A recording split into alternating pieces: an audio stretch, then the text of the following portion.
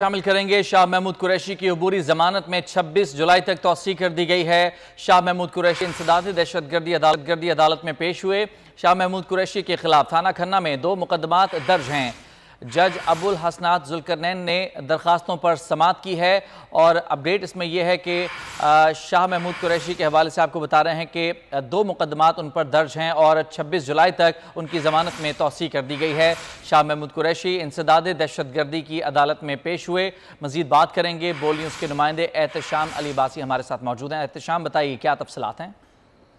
ये इंसदाद दहशतगर्दी अदालत इस्लामाबाद शाह महमूद कुरैशी की पूरी जमानत में 26 जुलाई तक तोसी कर दी गई है। अली बुखारी एडवोकेट ने अदालत में बताया कि इस केस में बाकी तमाम मुल्ज़मान की जमानत हो चुकी है।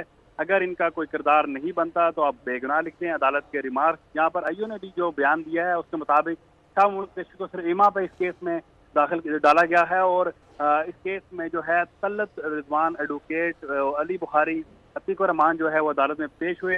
अदालत ने केस की जो समाअत है 26 जुलाई तक तोसी कर दी है और आईओ को ये सख्त डायरेक्शन दी है कि आइंदा समाअत पर वो अगर शाह महमूद कुरैशी के खिलाफ बहुत शुक्रिया आपका तफसीलात के लिए। इस्लामाबाद हाई कोर्ट ने फवाद चौधरी के नाकाबिले जमानत